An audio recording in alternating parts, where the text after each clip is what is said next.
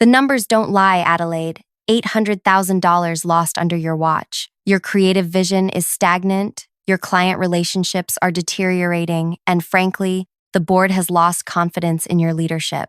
Parker's voice carried across the conference room with practiced authority. The 7 board members shifted uncomfortably in their seats, avoiding my eyes. I gripped the armrests of my chair, knuckles whitening as I processed his audacity. Lost under my watch? My voice emerged quieter than intended. Parker, we both know exactly where that money went. His wife, Tessa, sat beside him, her expression a masterclass in controlled innocence. The emerald necklace at her throat, purchased last month, I'd bet my life on it, caught the light as she tilted her head with concern. Adelaide, please. Parker slid a single sheet of paper across the polished tabletop. This is difficult for everyone. Your resignation, effective immediately, allows you to depart with dignity. The alternative involves a formal investigation into financial mismanagement. Financial mismanagement? I repeated, disbelief making my voice rise.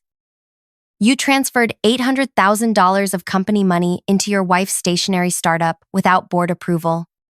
I have the transaction records. Tessa's perfect composure cracked. My business is a legitimate diversification strategy. You're just jealous because your tired ideas aren't cutting it anymore. Parker placed his hand over hers. The board has reviewed the situation and supports the investment. Your performance metrics, however, have been concerning for months. I glanced around the table at people I'd considered allies, even friends. One by one, they looked away. I built this company from nothing, I said. 10 years of my life, my ideas, my relationships, my reputation. And now you want me to walk away because you stole company funds? Nobody's stealing anything, Tessa interjected, standing up. Parker had full authority to make investment decisions. Co-authority, I corrected. Nothing leaves our accounts without dual approval.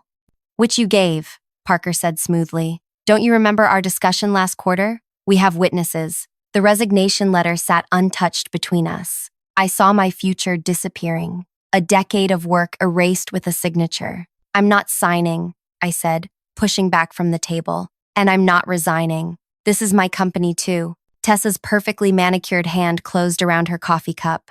Know when you're finished, she hissed, then flung the contents directly at my face. The hot liquid splashed across my blouse, droplets searing my skin. Gasps echoed around the table as I sat there, coffee dripping from my chin, the smell of hazelnut creamer mixing with humiliation. Nobody moved to help me. Nobody spoke. This meeting is adjourned, Parker announced calmly, as if his wife hadn't just assaulted me. Security will escort Adelaide from the premises. Her access codes will be deactivated by end of day. As I sat there, soaked and stunned, I made a silent promise to myself. This wasn't over. Not by a long shot. Wow, I can't believe how many of you have messaged me saying you've experienced workplace betrayal too.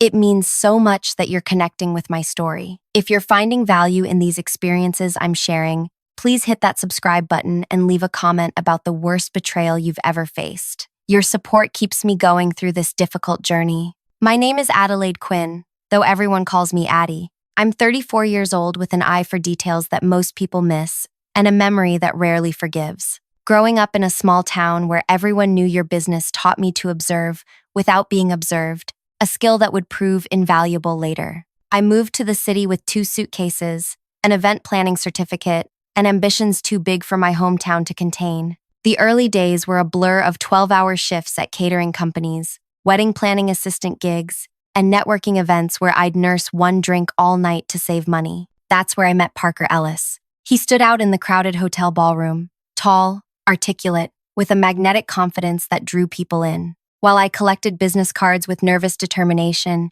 he collected promises and possibilities. You have good ideas, he told me that night, after listening to me ramble about interactive experience design. But ideas without execution are worthless. Parker had the business acumen I lacked: financial knowledge, operational experience, and family connections to capital. What began as conversation evolved into collaboration. We launched our event planning business, Spotlight Events, from a tiny rented office with water-stained ceilings and questionable heating. Our strengths complemented each other perfectly. I created experiences that clients couldn't stop talking about, while Parker handled the numbers and operational logistics.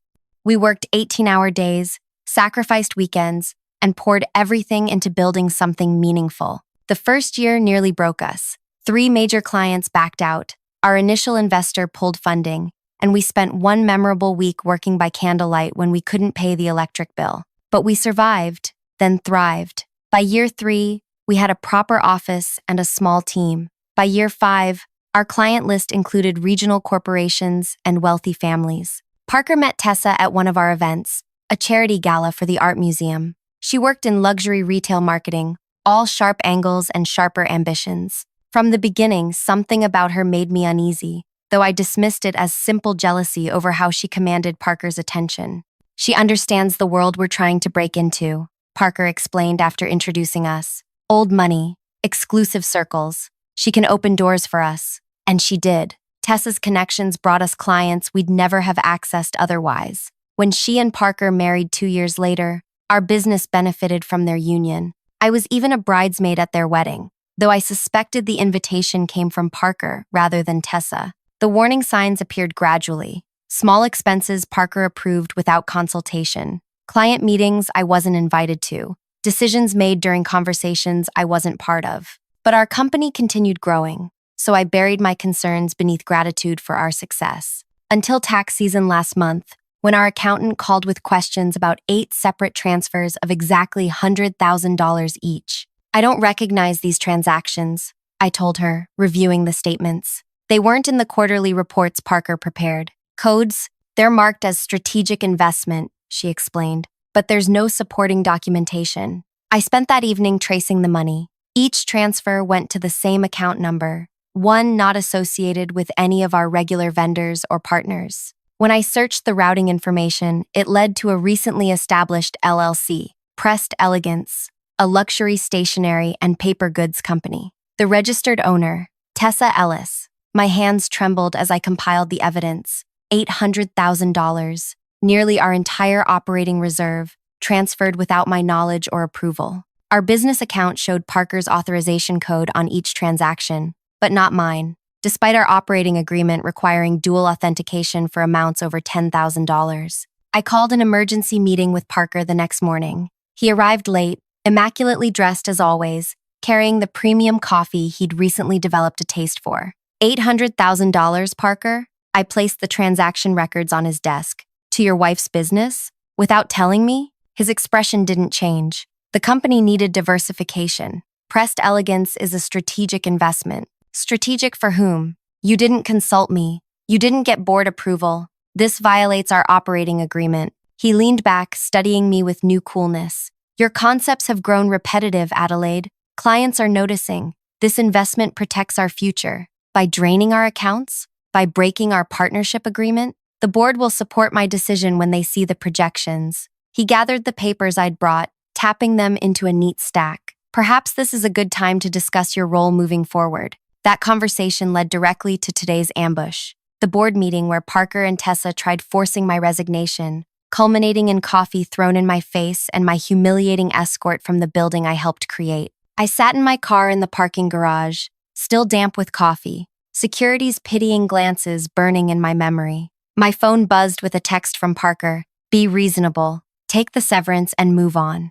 Reasonable? After everything we'd built together? After his betrayal? I started the engine, hands steadier than they had any right to be. If Parker thought I'd disappear quietly, he didn't know me at all. Before the day ended, I made 3 calls. To my bank, to freeze any pending transactions, to a locksmith, to change my home locks in case Parker still had the emergency key, and to Gerald Michaels, the best business litigation attorney in the city. They've made a critical mistake, Gerald said after hearing my story. Documented embezzlement leaves a trail that's difficult to erase. But we need to move quickly.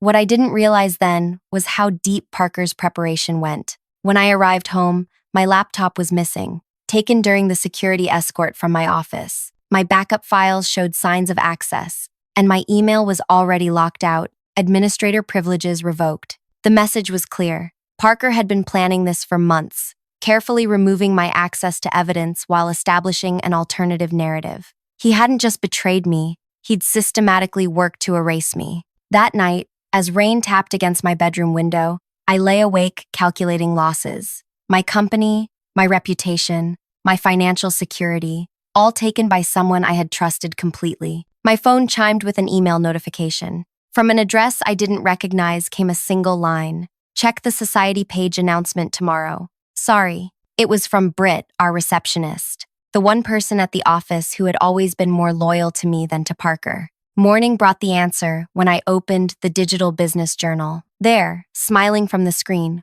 were Parker and Tessa announcing the exciting evolution of Spotlight events into a joint venture with Pressed Elegance, creating an integrated luxury experience company. The announcement praised Parker's visionary leadership and Tessa's creative direction. Not a single mention of me. 10 years of my life, erased in a press release. My phone rang. Adelaide, we have a problem.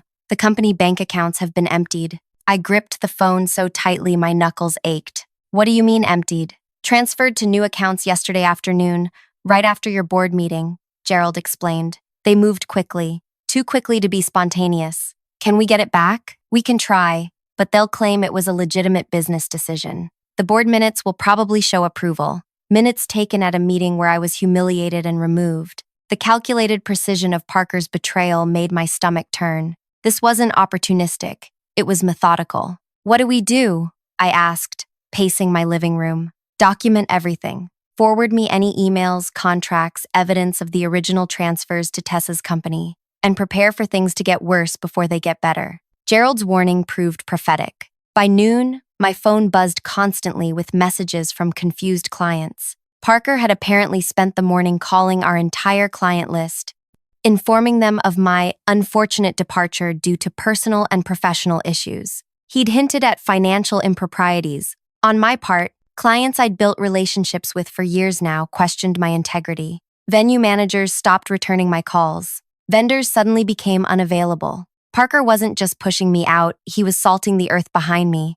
3 days later, I received a cease and desist letter claiming I was contacting Spotlight clients in violation of company policy. The letter referenced confidentiality clauses I'd supposedly signed, clauses that had been added to our employee handbook after I'd been locked out of the system. They're trying to isolate you, Gerald said when I forwarded him the letter. Make you toxic in the industry so no one will listen when you tell your story. That afternoon, I drove to our bank, requesting documentation of the dual authorization requirement for large transfers. The bank manager's expression told me everything before she spoke. I'm sorry, Ms. Quinn, but the account authorization protocols were changed last month. Mr. Ellis is now the sole required signature on all transactions. That's impossible. Our operating agreement requires dual authorization. The paperwork was submitted with both signatures, she said, turning her monitor to show me the form. There was my signature, a reasonable facsimile, but definitely not mine. That's forgery, I said, my voice rising. I never signed this. The manager's sympathetic expression hardened slightly. Miss Quinn, these are serious allegations. Perhaps you should discuss this with Mr. Ellis directly. I still intue. I'd like copies of all transactions for the past 6 months, I insisted. And I want it noted that I'm disputing this authorization change. She printed the records reluctantly, but the damage was done. Parker had been systematically removing my authority for months, all while maintaining our friendly partnership facade. Back in my apartment, I spread the bank statements across my kitchen table. The 8 transfers to Tessa's company were just the beginning. Dozens of smaller transactions showed money flowing to consultants I'd never heard of, services we'd never used, and vendors with vague descriptions. My phone rang. An unknown number. Adelaide? It's Holly from accounting. Her voice was hushed, nervous. I'm calling from my personal phone. They let me go this morning. Holly had been with us for 3 years, meticulous and honest. Why? Budget cuts, officially. But I asked too many questions about those transfers. She paused. There's something else. They're shredding documents, boxes of them. And yesterday, they installed new accounting software and told us not to migrate certain files. My heart raced. Holly, would you be willing to tell that to my lawyer? Silence stretched between us. I need this job, Adelaide. I have student loans. I understand, I said, though disappointment sank heavy in my chest. I can't testify, she continued, but check your email. I'm not saying I sent anything before they took my laptop, but maybe check your spam folder. The call ended. I dove for my computer, finding an email with no subject line containing a single attachment. a spreadsheet titled Reconciliation, Backup.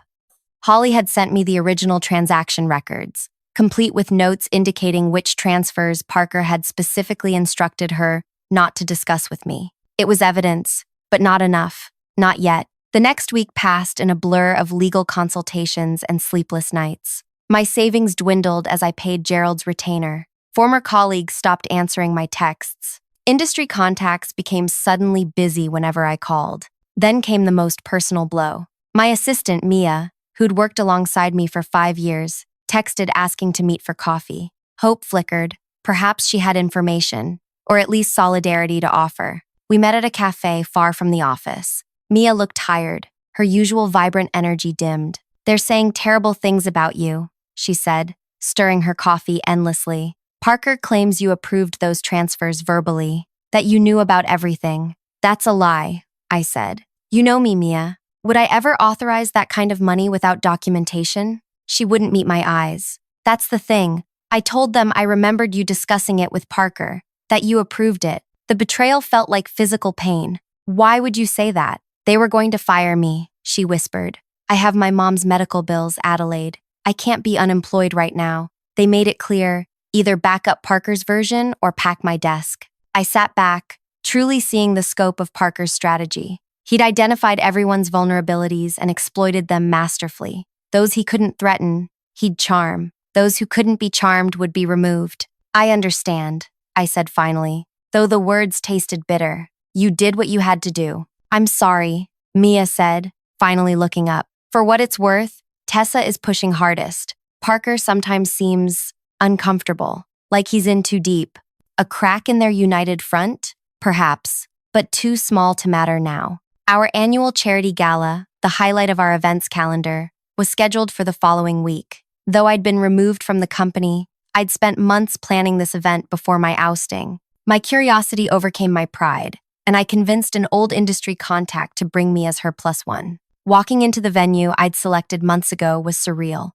My design concept remained intact: interactive art installations, living garden walls, custom lighting I'd spent weeks perfecting. But something new dominated the space: elaborate paper flower arrangements and custom stationery displays at every table. Pressed elegance branding appeared on everything from the programs to the gift bags. Tessa held court near the main display, dressed in a gown that probably cost more than my monthly rent. When she spotted me across the room, her smile faltered momentarily before recovering with renewed brilliance. I made my way through the crowd, nodding to clients who looked surprised, and sometimes uncomfortable, to see me. Near the bar, I overheard 2 vendors discussing payment terms. "Spotlight's always been reliable before," one said, "but they're asking for extended terms suddenly. 60 days instead of 30. "Same here," the other replied. "And did you notice they cut the serving staff by half, charging premium prices while cutting corners? They were draining the company,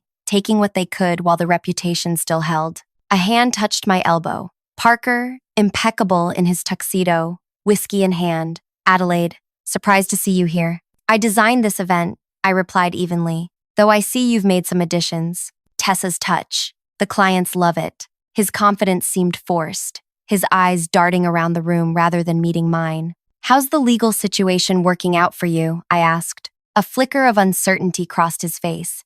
"There is no legal situation. The board stands behind every decision." "Your board, you mean, since you removed me?" He leaned closer. "Be smart, Adelaide. Walk away. Take the settlement offer we sent. Start fresh somewhere else." The settlement offer, a pittance compared to what the company was worth, with a non-disclosure agreement attached that would prevent me from ever telling my story. "I built this company too, Parker, and now you're done." His voice hardened. "Accept it." As he walked away, I noticed something I hadn't before: the slight stiffness in his shoulders, the tension around his eyes. Parker was worried. Good. My financial situation deteriorated rapidly in the following weeks. Legal fees mounted. My apartment building was sold to developers, forcing me to relocate. Banking warnings about overdraft fees arrived with increasing frequency.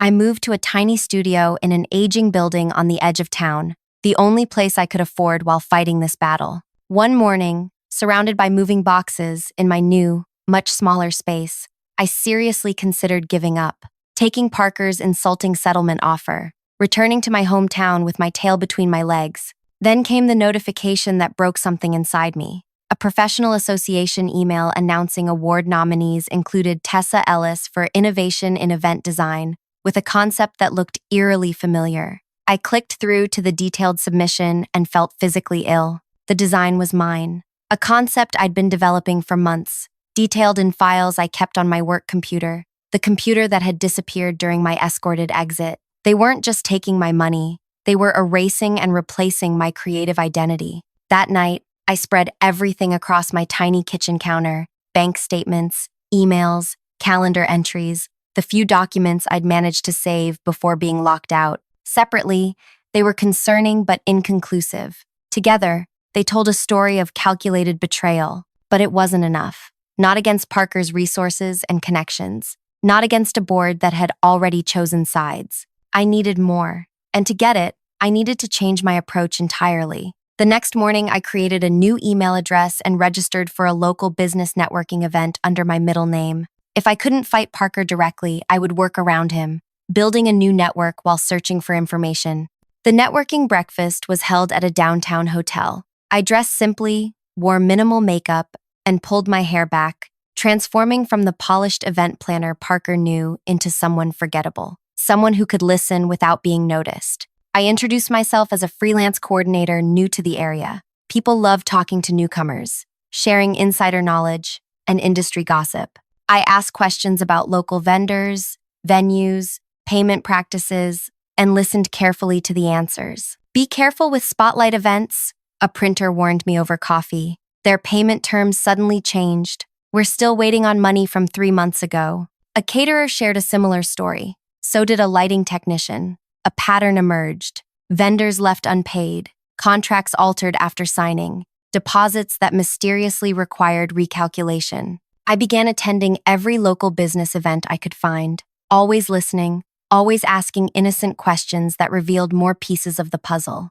I started a spreadsheet, tracking companies, amounts, dates, patterns. By the 3rd month of my investigation, 27 local businesses had shared nearly identical experiences with Spotlight under Parker and Tessa's leadership. Each thought they were dealing with an isolated incident. None had connected the dots to see the systematic pattern spanning years. My breakthrough came at a women's entrepreneurship luncheon. The keynote speaker, Dr. Natalie Chen, discussed ethical business practices and the psychology of workplace betrayal. Something in her presentation resonated so deeply that I approached her afterward. "Your research on financial misconduct patterns is fascinating," I said. "I'd love to learn more." Dr. Chen smiled. "Are you one of my students? You look familiar." "No, but I'm very interested in business ethics," I replied carefully, "especially in small to medium enterprises." We exchanged contact information, and the following week I met her for coffee. Without revealing my personal situation, I described patterns I'd observed in local business practices. "This isn't theoretical research, is it?" she asked after listening intently. "You're building a case." I hesitated, then nodded. "I have a former student you should meet," she said. "Whitney Summers. She's an investigative journalist focusing on financial misconduct and white-collar crime. If these patterns are as widespread as you suggest, it might interest her." 3 days later, I met Whitney at her office. Unlike Dr. Chen, she recognized me immediately. "You're Adelaide Quinn from Spotlight Events," she said. "Your company's doing that big investor showcase next month." "Not my company anymore," I replied. "That's actually related to why I'm here." For the first time, I told my complete story to someone outside my legal team. Whitney listened without interruption, occasionally making notes. When I finished, she studied me with sharp, evaluating eyes. "What's your goal here, Adelaide? Revenge? Justice? Your company back?" I considered her question carefully. "Truth. I want people to know what really happened, and I want to stop them from doing this to anyone else." Whitney leaned back. "I've been investigating several financial misconduct cases in the events and hospitality industry. Your situation fits a pattern I'm seeing. If you're willing to go on the record with what you know, combined with what I've uncovered about other businesses." "I can't," I admitted. "Not yet. The legal situation." "Understood. But these vendor issues you've documented, if they were willing to speak out." They're afraid of burning bridges," I explained. "This industry runs on relationships." "Let me worry about that part," Whitney said. Keep building your documentation. If we can establish a pattern affecting dozens of businesses, individuals become less vulnerable. I left Whitney's office with something I hadn't felt in months: possibility. The seed of a plan was forming, not just for my redemption, but for something larger. That evening, my phone buzzed with a text from an unknown number. Check your email. Password Justice2000 and 23W. Whitney had sent me a draft article titled Systematic Financial Manipulation in Regional Event Industry. It outlined predatory business practices affecting small vendors across the city as spotlight events featured prominently. The article was meticulously researched, connecting dots I hadn't even seen. It didn't name me as a source, but it mentioned former leadership pushed out after questioning financial irregularities. I was still reviewing the document when another text arrived.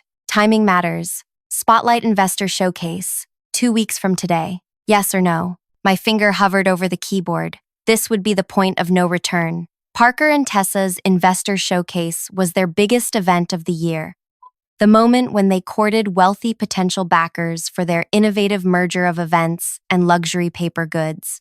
If Whitney published her exposé during that showcase, I typed my response. Yes. The next 2 weeks unfolded with purposeful precision. Whitney interviewed 15 vendors who agreed to go on record about their experiences with Spotlight under Parker and Tessa's leadership. 3 former employees, including Holly from accounting, provided statements about internal financial practices they'd witnessed. I stayed deliberately invisible, feeding information to Whitney while maintaining my distance from the story. Parker and Tessa couldn't know I was involved. 5 days before the investor showcase, Whitney sent me the final draft for review. The article was devastating, methodically documenting a pattern of financial manipulation, delayed payments, and contractual bait and switches affecting dozens of local businesses. It included scanned contracts showing terms that had been altered after signing, email chains documenting broken promises, and a timeline of suspicious financial activities. Most damning were the direct connections to Tessa's company. Whitney had traced the money trail, showing how funds extracted from Spotlight and its vendors had directly financed Pressed Elegance's meteoric rise. Publication set for 7:30 p.m. on showcase night, Whitney texted, the moment everyone has their phones out for the presentation. Perfect timing. The showcase always began with Parker encouraging attendees to share the presentation on social media. Every potential investor would have their phone in hand when Whitney's story broke. 3 days before the showcase, my confidence wavered. What if Parker somehow knew? What if the article wasn't enough? What if people didn't care? My phone rang. Gerald, my attorney. We've been contacted by Spotlight's lawyers, he said without preamble. They want to discuss settlement terms. My heart raced. Why now? After months of stonewalling? They didn't say, but something spooked them. They're suddenly very interested in resolving this quietly. Consent. Had they discovered Whitney's investigation? Or was this just coincidence? What should I do? I asked. Meet with them. Hear their offer. It might tell us what they're afraid of. The meeting was scheduled for the following afternoon, just 1 day before the showcase. I arrived at Gerald's office 30 minutes early, rehearsing potential scenarios in my head. Parker entered alone, looking thinner than I remembered. The confident swagger had diminished, replaced by tightly controlled anxiety. Adelaide, he nodded curtly. Let's make this simple. We're prepared to offer a significant improvement on our previous settlement package. Gerald raised an eyebrow. Define significant. Parker slid a document across the table. The number made my breath catch, nearly 3 times their previous offer. In exchange, Parker continued, Adelaide signs an expanded non-disclosure agreement. No discussion of company finances, business practices, or the circumstances of her departure. Ever. With anyone. There it was. They knew something was coming. They wanted to silence me before it hit. May we have the room? I asked Gerald. After a moment's hesitation, both attorneys stepped outside, leaving Parker and me alone. What are you afraid of, Parker? I asked softly. I'm trying to be generous here, he replied, but his eyes wouldn't meet mine. This isn't generosity, it's panic. What happened? Did someone talk? A muscle twitched in his jaw. Businesses have disagreements. Partners grow apart. I'm offering you a clean break with substantial compensation. After months of calling me incompetent, after destroying my professional reputation, after stealing my designs, I leaned forward. What changed? For a moment, something like regret flickered across his face. Tessa's gone too far, he said so quietly, I almost missed it. I never wanted. He stopped himself, composure returning. This offer expires at noon tomorrow. After that, we proceed with our countersuit for defamation. He stood to leave, but paused at the door. For what it's worth, I didn't know about the design theft. That was all Tessa. The door closed behind him, leaving me alone with the settlement offer and a new realization. Cracks were forming in Parker and Tessa's united front. I called Whitney immediately. They're offering a settlement with an expanded NDA. They know something's coming. Does it change our plan? She asked. I thought about Parker's face, the subtle admission of wrongdoing, the attempt to distance himself from Tessa's actions. Too little, too late. No, we proceed.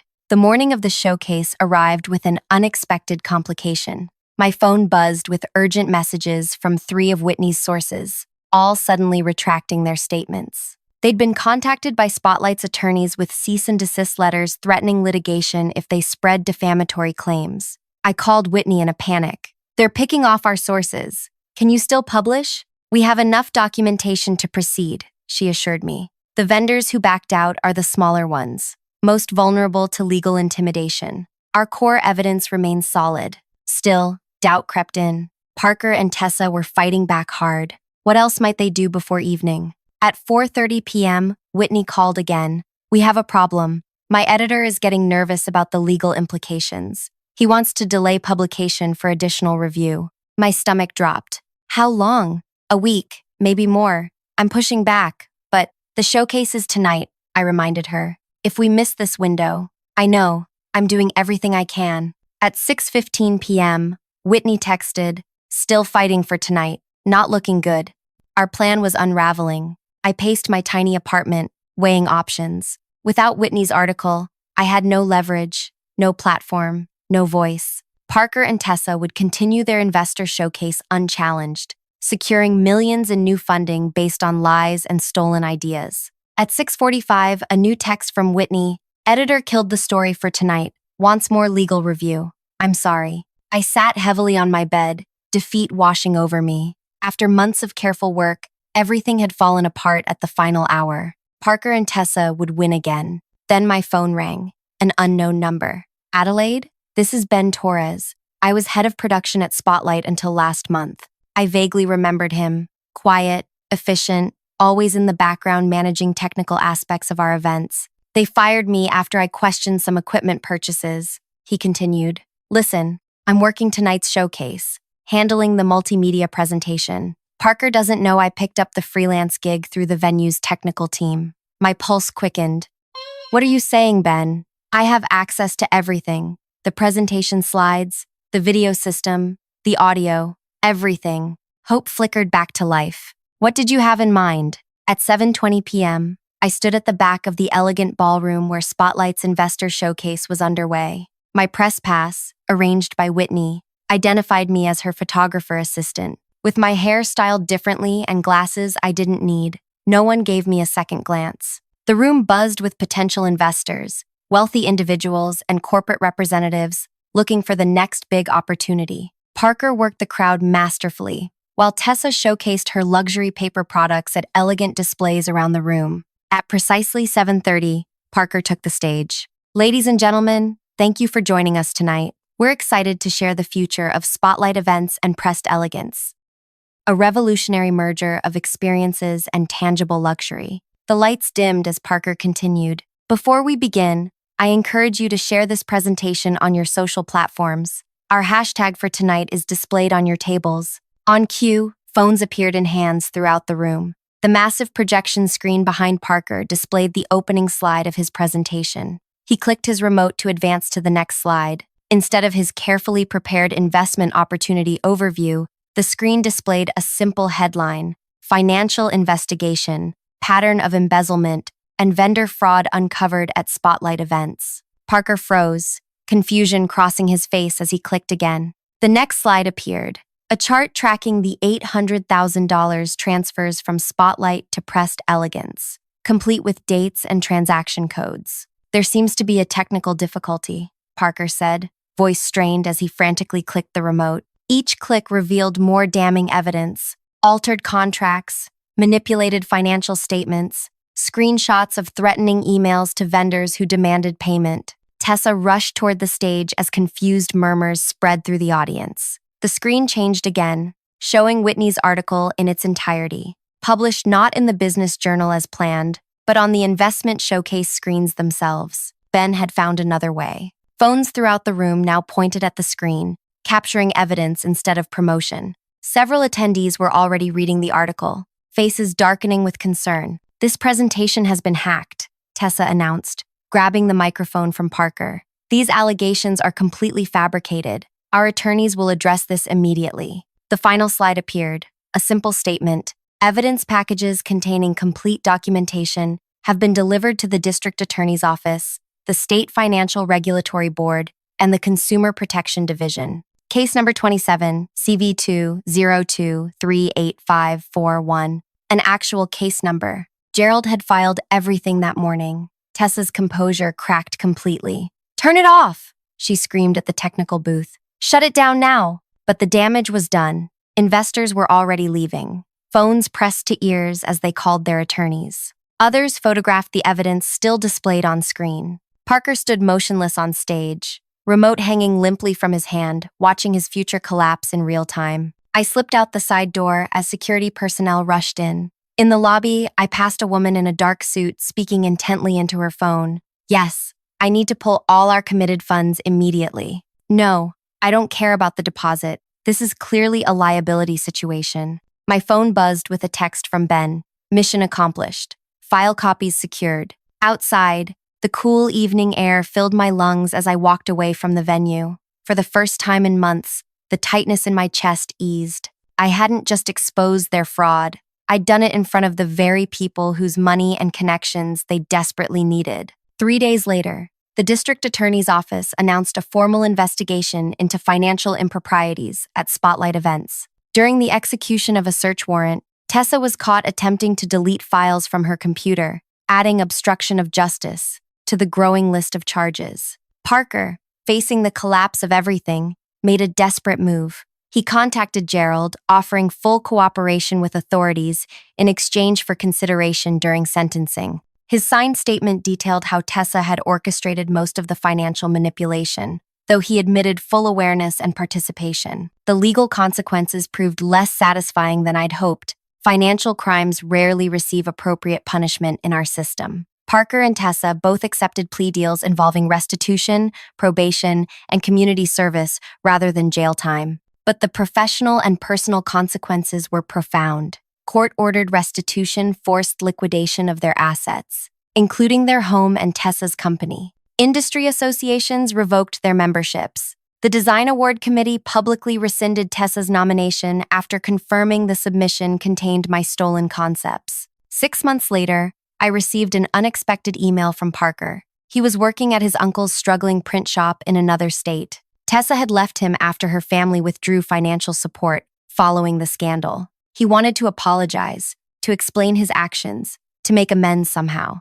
I never replied. Some betrayals can't be forgiven, only survived. Today, I operate a smaller but ethically grounded event planning company. My client list is rebuilding slowly but steadily, many returning after learning the truth about what happened at Spotlight. I've instituted transparent financial practices and fair vendor payment terms as core principles of the business. The true victory wasn't watching Parker and Tessa's downfall. It was bringing together a community of small business owners who had been similarly victimized, helping them reclaim their narratives and receive justified compensation. Together, we transformed isolated grievances into collective justice. Sometimes winning isn't about survival alone. It's about rewriting the ending on your own terms. If my story resonated with you today, please hit that subscribe button and share it with someone who might be facing their own professional betrayal. I've learned that speaking truth, even when your voice shakes, can be the most powerful form of reclaiming your story. Leave a comment if you've ever had to stand up against someone who tried to erase you. Your experiences might help someone else find their courage.